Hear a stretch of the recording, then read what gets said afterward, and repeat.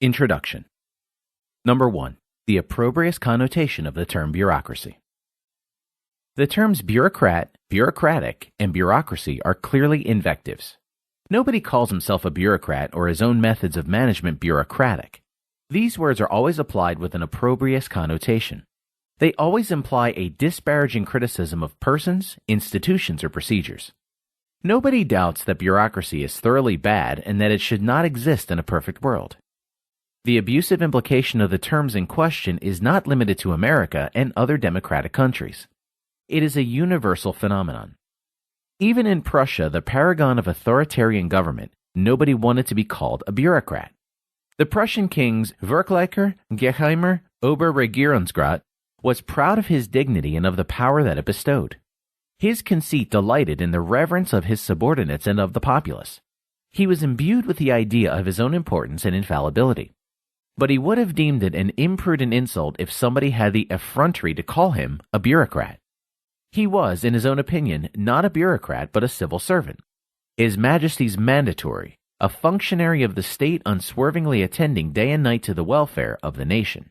It is noteworthy that the progressives, whom the critics of bureaucracy make responsible for its spread, do not venture to defend the bureaucratic system. On the contrary, they join those whom they in other respects scorn as reactionaries in condemning it. For they maintain these bureaucratic methods are not at all essential for the utopia at which they themselves are aiming. Bureaucracy, they say, is rather the unsatisfactory way in which the capitalist system tries to come to an arrangement with the inexorable trend toward its own disappearance. The inevitable final triumph of socialism will abolish not only capitalism, but bureaucratism also. In the happy world of tomorrow, in the blessed paradise of all-around planning, there will no longer be any bureaucrats. The common man will be paramount. The people themselves will take care of all their affairs.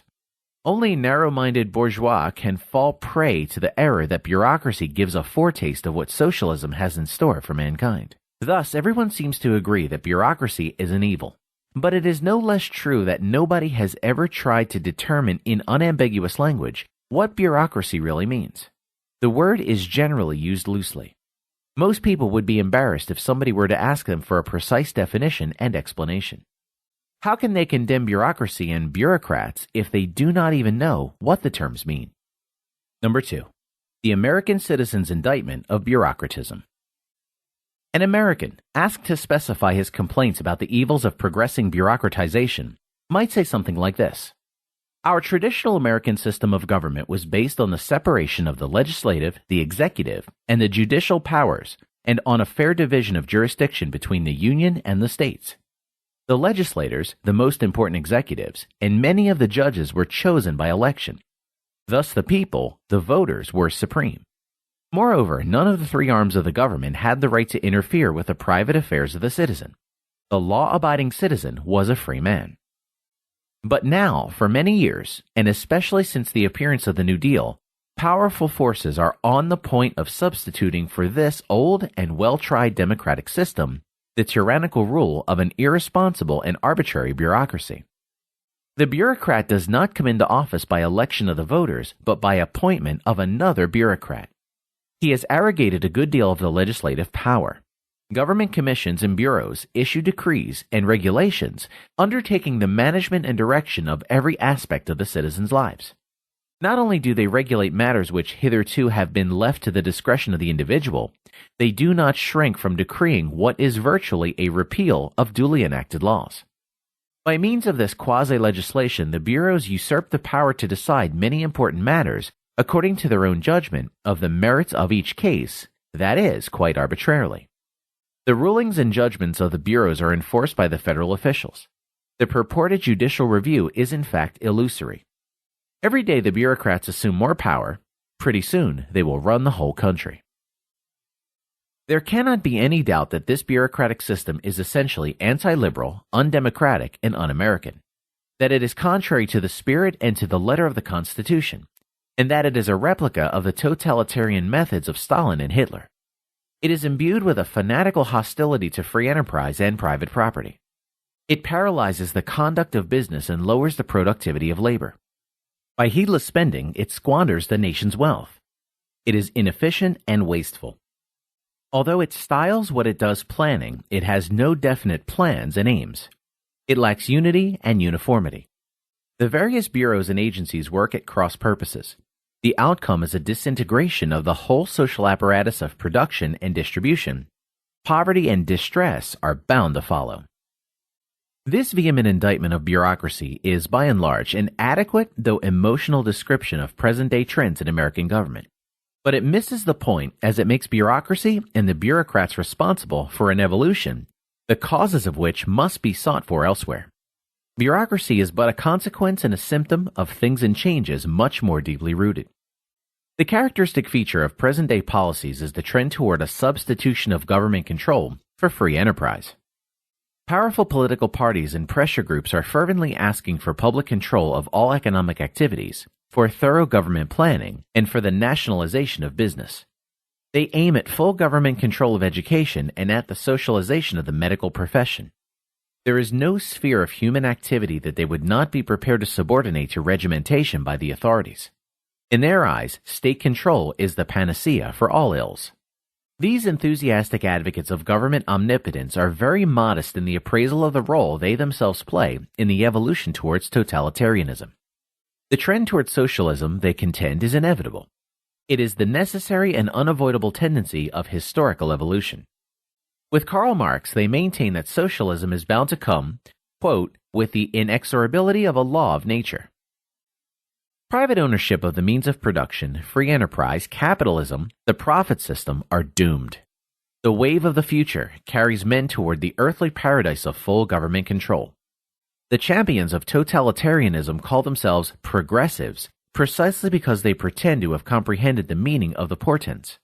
And they ridicule and disparage as reactionaries all those who try to resist the working of forces which, as they say, no human effort is strong enough to stop. Because of these progressive policies, new offices and government agencies thrive like mushrooms. The bureaucrats multiply and are anxious to restrict, step by step, the individual citizen's freedom to act. Many citizens, i.e. those whom the progressives scorn as reactionaries, resent this encroachment upon their affairs and blame the incompetence and wastefulness of the bureaucrats. But these opponents have hitherto been only a minority. The proof is that in the past elections, they were not in a position to poll a majority of the votes.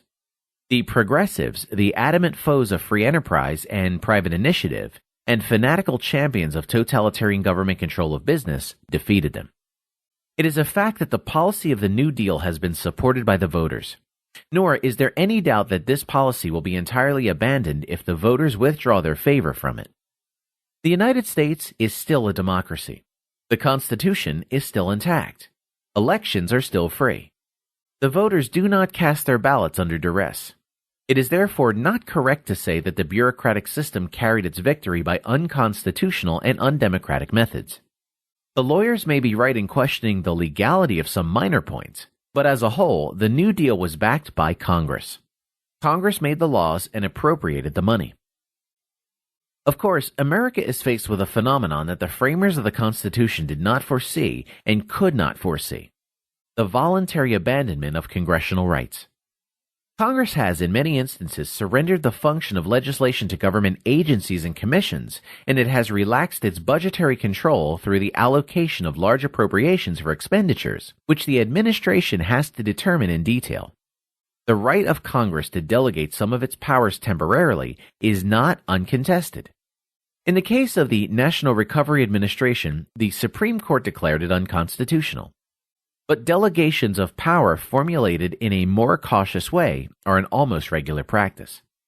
At any rate, Congress, in acting this way, has hitherto not been at variance with the declared will of the majority of the sovereign people. On the other hand, we must realize that delegation of power is the main instrument of a modern dictatorship. It is by virtue of delegation of power that Hitler and his cabinet rule Germany. It is by delegation of power that the British left wants to establish its dictatorship and to transform Great Britain into a socialist commonwealth. It is obvious that delegation of power can be used as a quasi-constitutional disguise for a dictatorship. But this is certainly not the case at present in this country. Congress has undoubtedly still the legal right and the actual might to take back all the power it has delegated. The voters still have the right and the power to return senators and representatives who are radically opposed to any abandonment of congressional powers. In the United States, bureaucracy is based on constitutional grounds.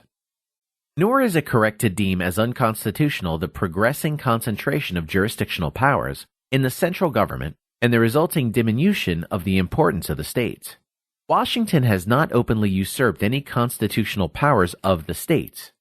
The equilibrium in the distribution of powers between the federal government and the states, as established by the Constitution, has been seriously disturbed because the new powers that the authorities acquired for the most part accrued to the Union and not to the states.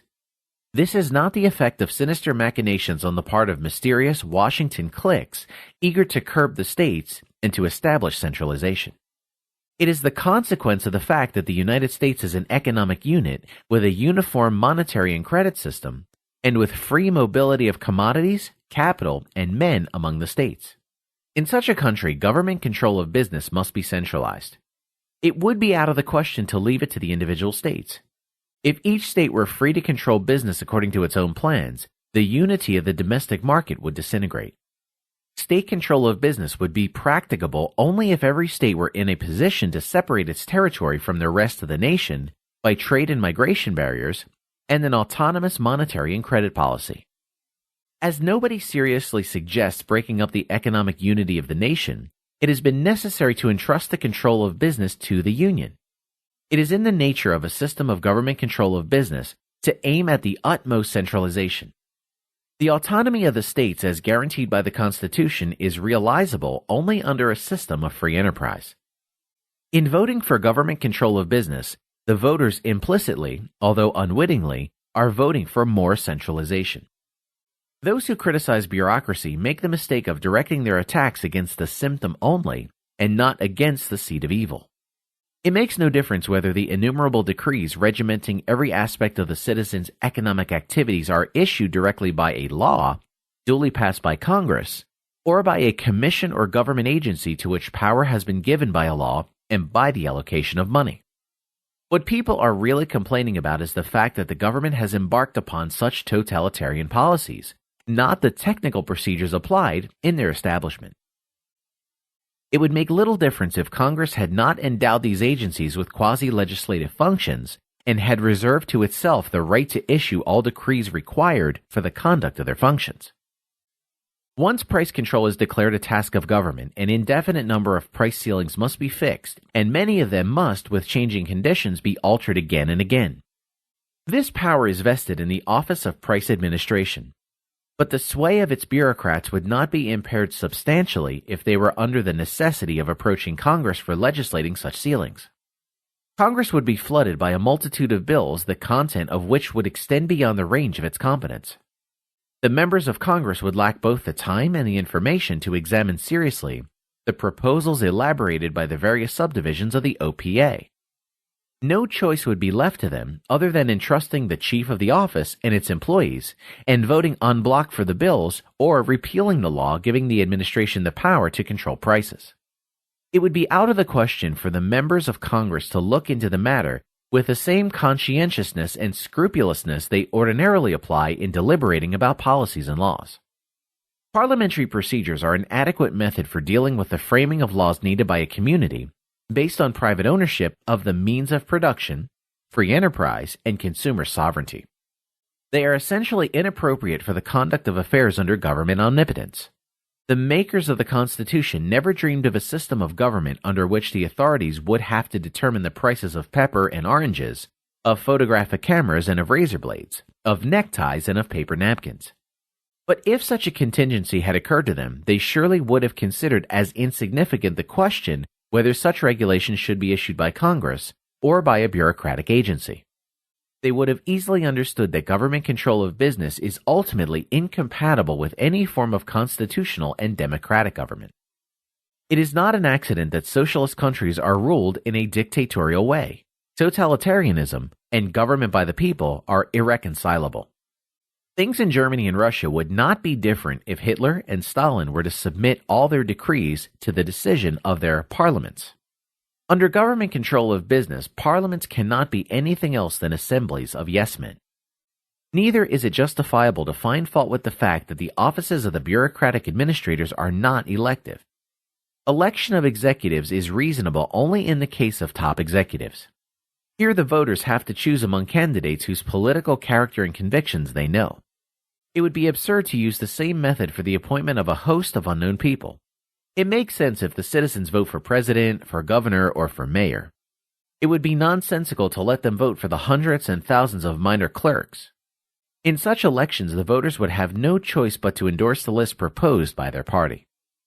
It makes no material difference whether the duly elected president or governor nominates all his aides, or whether the voters vote for a list containing the names of all those men whom their preferred candidate has chosen as aides. It is quite correct, as the opponents of the trend toward totalitarianism say, that the bureaucrats are free to decide, according to their own discretion, questions of vital importance for the individual citizen's life. It is true that the office holders are no longer the servants of the citizenry, but irresponsible and arbitrary masters and tyrants. But this is not the fault of bureaucracy. It is the outcome of the new system of government which restricts the individual's freedom to manage his own affairs and assigns more and more tasks to the government. The culprit is not the bureaucrat, but the political system. And the sovereign people is still free to discard this system. It is further true that bureaucracy is imbued with an implacable hatred of private business and free enterprise. But the supporters of the system consider precisely this the most laudable feature of their attitude. Far from being ashamed of their anti-business policies, they are proud of them.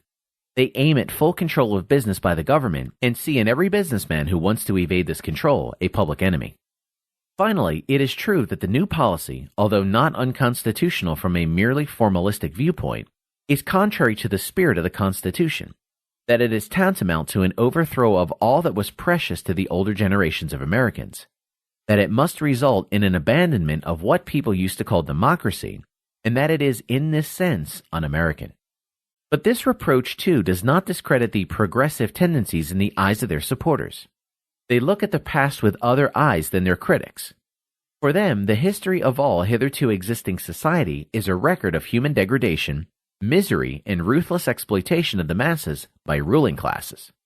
What is called individualism in the American language is, they say, a high-sounding term for money greed transfigured and parading as a virtue. The idea was to give a free hand to money-getters, sharp-witted tricksters, stock manipulators, and other bandits who lived by raids on the national income. The American system is scorned as a spurious Bill of Rights democracy, and the Russian system of Stalin is extravagantly praised as the only truly democratic one.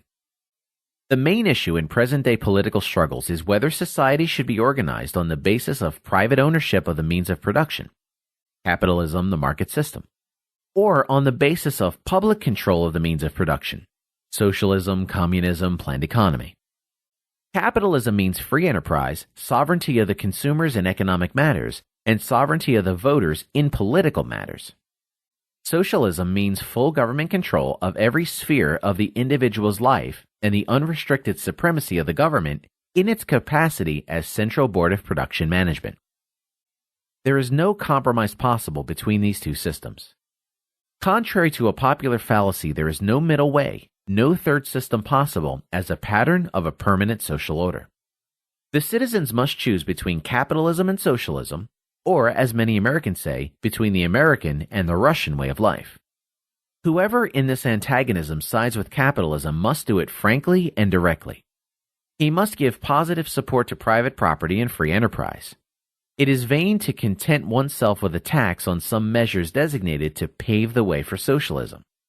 It is useless to fight mere attendant phenomena and not the tendency toward totalitarianism as such. It is idle to dwell on a criticism of bureaucratism only. Number 3. The progressives' view of bureaucratism. The progressive critics of bureaucratism direct their attacks primarily against the bureaucratization of corporate big business. Their reasoning runs this way. In the past, business firms were comparatively small. The entrepreneur was in a position to survey all parts of his enterprise and to make all important decisions personally. He was the owner of all the capital invested, or at least of the greater part of it. He was himself vitally interested in the success of his enterprise. He was therefore, to the best of his abilities, intent on making his outfit as efficient as possible and on avoiding waste. But with the inexorable trend toward economic concentration, conditions changed radically. Today, the scene is dominated by corporate big business. It is absentee ownership. The legal owners, the stockholders, have no actual voice in the management. This task is left to professional administrators. The enterprises are so large that functions and activities must be distributed among departments and administrative subdivisions. The conduct of affairs necessarily becomes bureaucratic. The present-day champions of free enterprise are romantics like the eulogists of the medieval arts and crafts. They are entirely mistaken in attributing to mammoth corporations the qualities which once were the excellence of small or medium-sized business. There cannot be any question of breaking up the big aggregates into smaller units. On the contrary, the tendency toward a further concentration of economic power will prevail. Monopolized big business will congeal into rigid bureaucratism. Its managers, responsible to nobody, will become a hereditary aristocracy. The governments will become mere puppets of an omnipotent business clique. It is indispensable to curb the power of this managerial oligarchy by government action. The complaints about government regimentation are unfounded. As things are, there is only the choice between the rule of an irresponsible managerial bureaucracy and that of the nation's government. The apologetic character of such reasoning is obvious. To the general criticism of the spread of governmental bureaucratism, the progressives and New Dealers reply that bureaucracy is not at all limited to government. It is a universal phenomenon present both in business and in government. Its broadest cause is the tremendous size of the organization. It is therefore an inescapable evil. This book will try to demonstrate that no profit-seeking enterprise, no matter how large, is liable to become bureaucratic provided the hands of its management are not tied by government interference. The trend toward bureaucratic rigidity is not inherent in the evolution of business. It is an outcome of government meddling with business. It is a result of the policies designed to eliminate the profit motive from its role in the framework of society's economic organization. In these introductory remarks, we want to dwell only upon one point of the popular complaints about the growing bureaucratization of business. Bureaucratization, people say, is caused by the lack of competent, effective leadership. What is wanting is creative leadership. To complain of lack of leadership is, in the field of political affairs, the characteristic attitude of all harbingers of dictatorship. In their eyes, the main deficiency of democratic government is that it is unable to produce great Führers and Duces. In the field of business, creative leadership manifests itself in the adjustment of production and distribution to the changing conditions of demand and supply, and in the adaptation of technical improvements to practical uses. The great businessman is he who produces more, better, and cheaper goods, who, as a pioneer of progress, presents his fellow men with commodities and services hitherto unknown to them or beyond their means. We may call him a leader because his initiative and activity force his competitors either to emulate his achievements or to go out of business. It is his indefatigable inventiveness and fondness for innovation that prevents all business units from degenerating into idle bureaucratic routine. He embodies in his person the restless dynamism and progressivism inherent in capitalism and free enterprise. It would certainly be an exaggeration to say that such creative leaders are lacking in present-day America. Many of the old heroes of American business are still alive and active in the conduct of their affairs. It would be a delicate matter to express an opinion about the creativeness of younger men. Some temporal distance is needed for a correct appreciation of their achievement. A true genius is very rarely acknowledged as such by his contemporaries. Society cannot contribute anything to the breeding and growing of ingenious men. A creative genius cannot be trained. There are no schools for creativeness. A genius is precisely a man who defies all schools and rules, who deviates from the traditional roads of routine and opens up new paths through land inaccessible before. A genius is always a teacher, never a pupil. He is always self-made. He does not owe anything to the favor of those in power. But, on the other hand, the government can bring about conditions which paralyze the efforts of a creative spirit and prevent him from rendering useful services to the community. This is the case today in the field of business. Let us look at one instance only, the income tax. In the past, an ingenious newcomer started a new project. It was a modest start. He was poor, his funds were small, and most of them borrowed. When initial success came, he did not increase his consumption, but reinvested the much greater part of the profits. Thus, his business grew quickly. He became a leader in his line. His threatening competition forced the old rich firms and the big corporations to adjust their management to the conditions brought about by his intervention. They could not disregard him and indulge in bureaucratic negligence. They were under the necessity of being on their guard day and night against such dangerous innovators. If they could not find a man able to rival the newcomer for the management of their own affairs, they had to merge their own business with his and yield to his leadership. But today, the income tax absorbs 80 or more % of such a newcomer's initial profits. He cannot accumulate capital. He cannot expand his business. His enterprise will never become big business. He is no match for the old vested interests. The old firms and corporations already own a considerable capital. Income and corporation taxes prevent them from accumulating more capital, while they prevent the newcomer from accumulating any capital. He is doomed to remain small business forever. The already existing enterprises are sheltered against the dangers from ingenious newcomers. They are not menaced by their competition. They enjoy a virtual privilege as far as they content themselves with keeping their business in the traditional lines and in the traditional size. Their further development, of course, is curtailed. The continuous drain on their profits by taxes makes it impossible for them to expand their business out of their own funds. Thus, a tendency towards rigidity originates. In all countries, all tax laws are today written as if the main purpose of taxes were to hinder the accumulation of new capital and the improvements which it could achieve. The same tendency manifests itself in many other branches of public policy. The progressives are badly off the mark when they complain about the lack of creative business leadership. Not the men are lacking, but the institutions which would permit them to utilize their gifts. Modern policies result in tying the hands of innovators no less than did the guild system of the Middle Ages. Number 4. Bureaucratism and Totalitarianism.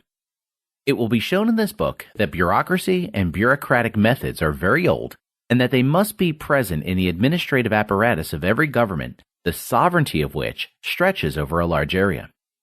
The pharaohs of ancient Egypt and the emperors of China built a huge bureaucratic machine, and so did all the other rulers. Medieval feudalism was an attempt to organize the government of large territories without bureaucrats and bureaucratic methods. It failed utterly in these endeavors. It resulted in a complete disintegration of political unity and in anarchy. The feudal lords, originally office holders only, and as such subject to the authority of the central government, became virtually independent princes, fighting one another almost continually and defying the king, the courts, and the laws. From the 15th century on, curbing the arrogance of the vassals was the main task of the various European kings. The modern state is built upon the ruins of feudalism. It substituted bureaucratic management of public affairs for the supremacy of a multitude of petty princes and counts. Far ahead in this evolution were the kings of France. Alexis de Tocqueville has shown how the Bourbon kings unswervingly aimed at the abolition of the autonomy of powerful vassals and of oligarchic groups of aristocrats. In this regard, the French Revolution only achieved what the absolute kings themselves had begun. It eliminated the arbitrariness of the kings. It made the law supreme in the field of administration and restricted the scope of affairs subject to the discretionary judgment of the office holders. It did not brush away bureaucratic management. It only put it on a legal and constitutional basis. France's 19th century administrative system was an attempt to tame the arbitrariness of the bureaucrats as much as possible by law. It served as a model for all other liberal nations which, outside of the realm of Anglo-Saxon common law, were anxious to make law and legality paramount in the conduct of civil administration. It is not sufficiently known that the Prussian administrative system, so much admired by all advocates of government omnipotence, in its early beginnings was but an imitation of French institutions. Frederick II, the Great King, imported from royal France not only the methods but even the personnel for their execution. He handed over the administration of the excise duties and the customs to an imported staff of several hundred French bureaucrats. He appointed a Frenchman postmaster general and another Frenchman president of the academy. The 18th century Prussians had even better grounds for calling bureaucratism un-Prussian than the present-day Americans for calling it un-American. The legal technique of administrative activity in the countries of Anglo-Saxon common law was very different from that of the continental countries of Europe. Both the British and the Americans were fully convinced that their system gave them a most effective protection against the encroachment of administrative arbitrariness. However, the experience of the last decades has clearly evidenced that no legal precautions are strong enough to resist a trend supported by a powerful ideology. The popular ideas of government interference with business and of socialism have undermined the dams erected by 20 generations of Anglo-Saxons against the flood of arbitrary rule. Many intellectuals and numerous voters organized in the pressure groups of farming and of labor disparaged the traditional American system of government as plutocratic and yearned for the adoption of the Russian methods, which do not accord the individual any protection at all against the discretionary power of the authorities. Totalitarianism is much more than mere bureaucracy. It is the subordination of every individual's whole life, work, and leisure to the orders of those in power and office.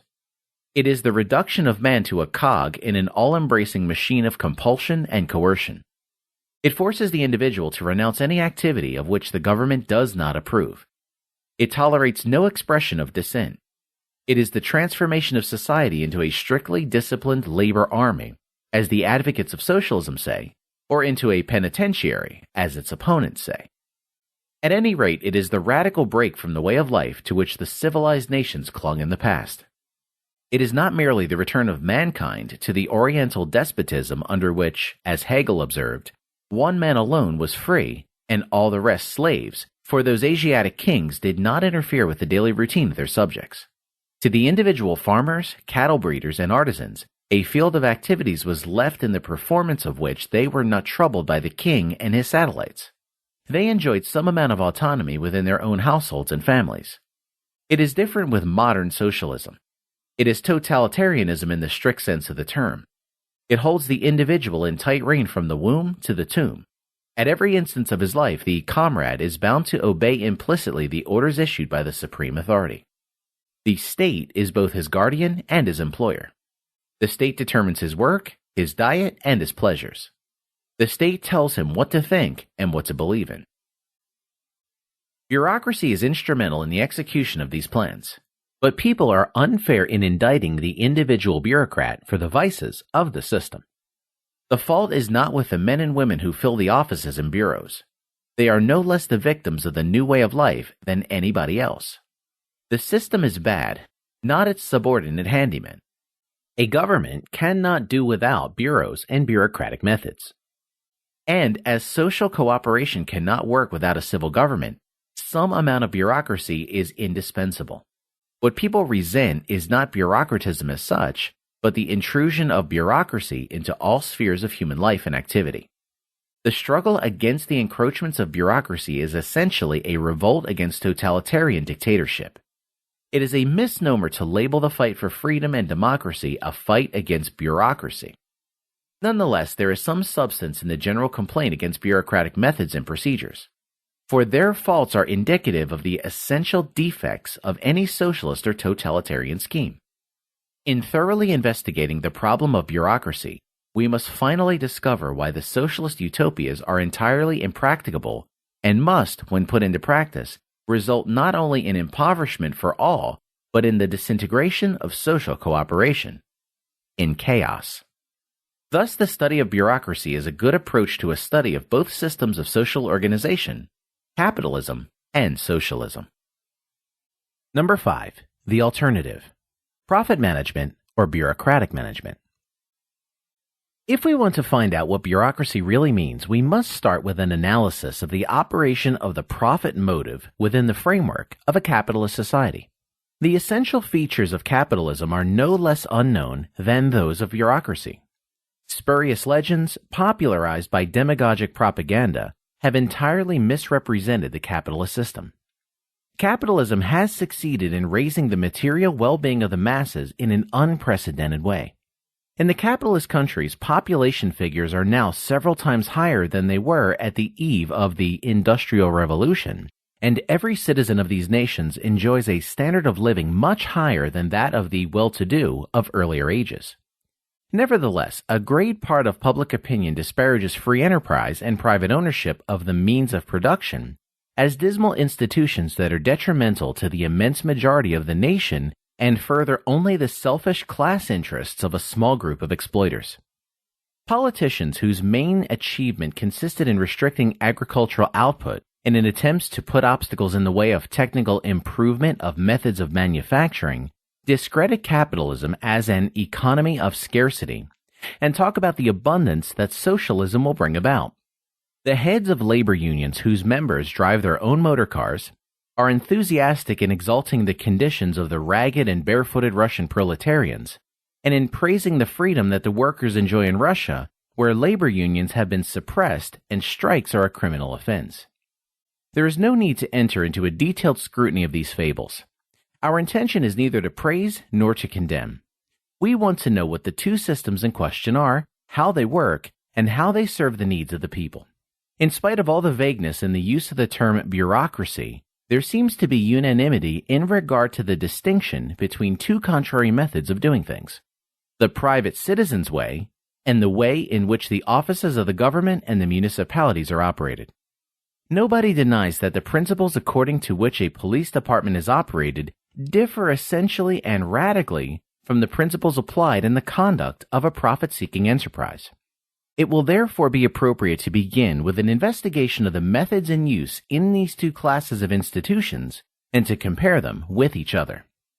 Bureaucracy, its merits and its demerits, its working and its operation, can be understood only by contrasting it with the operation of the profit motive as it functions in the capitalistic market.